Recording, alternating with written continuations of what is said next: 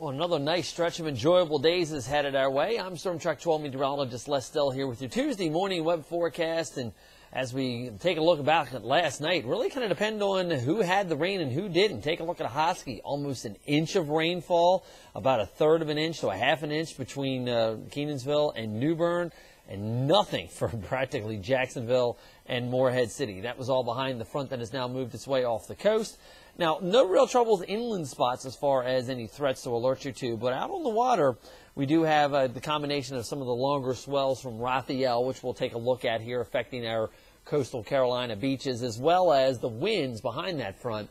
So we do have an enhanced rip current threat, high rip current risk north of Lookout up along the Outer Banks. South of that, we do have a moderate rip current threat that we need to alert you to. Also, small craft advisory, not only for the onshore waters, but also the sounds as well.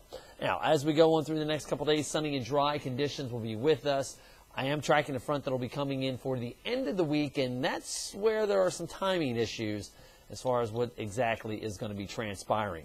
Storm Track 12 forecast for the day, though, sunny, breezy, cooler temperatures in the upper 60s and low 70s, about 10 degrees below where we were yesterday.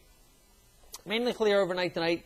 A little trough in the atmosphere is going to come through, give us some high-level cloudiness around. We'll be looking for temperatures in the low 40s for the inland spots and mid-50s at the beaches. As we head through the day tomorrow, a lot of high-level cloudiness around, and that'll give us kind of that filtered sunshine look out there. A temperature is very similar to today, upper 60s to near that 70-degree mark. In fact, it's pretty much a temperature forecast from now here on into the weekend. We'll quickly watch temperatures warm through the 40s, the 50s, and the 60s this morning, getting to the upper 60s and low 70s for this afternoon. Back down some of those deep inland spots into the lower 40s tonight, rebounding into the low 70s as we head on through the day tomorrow. Now, high pressure, that is the main control of our weather as we go on through the next several days here, bringing some cooler air in on the front side of it.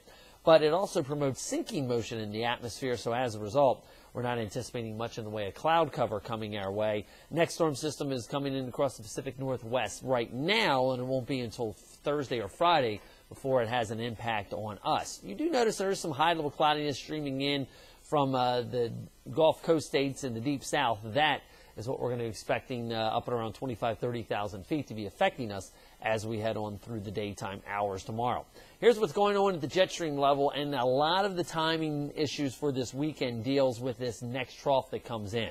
Now, there is a little trough that makes its way in along the Gulf Coast states, and that's going to grab some of that moisture coming across Texas, bring it our way as we head on into tonight and especially tomorrow as well. You can see by tomorrow afternoon, the GFS forecast model has the trough swinging on through, nothing more than some high-level cloudiness around. Here comes our next one, starting to dig in across the northern plains. This is going to be a cutoff low-pressure system that is really going to kind of gum up the works here, because depending on when that finally begins to move eastbound depends on when our conditions improve around here. It is going to be dragging a cold front with it, as it's going to be working its way through the Central Plains and Ohio Valley as we go through tomorrow into Thursday. But the depth of this trough, how quickly it ejects off to the east, is all kind of dependent on what our weekend weather will be like. Now, I got to tell you, the GFS model is one of our faster models here. It quickly brings the front through. By Friday afternoon, it is off the coast, already bringing drier air in on the back side of it.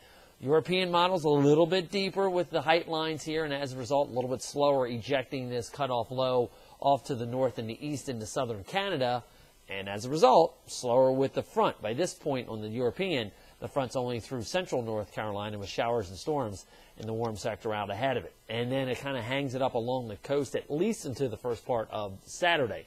Again, we'll have to kind of see how this plays out here, but I'm a little bit hesitant to say we're going to have a nice, bright, sunny skies, at least for all day on Saturday. Maybe a clearing skies developing in the afternoon. But again, that's something we'll continue to track and alert you to. The problem is now is that upper level trough is in the data sparse portions of the northwest Pacific Ocean.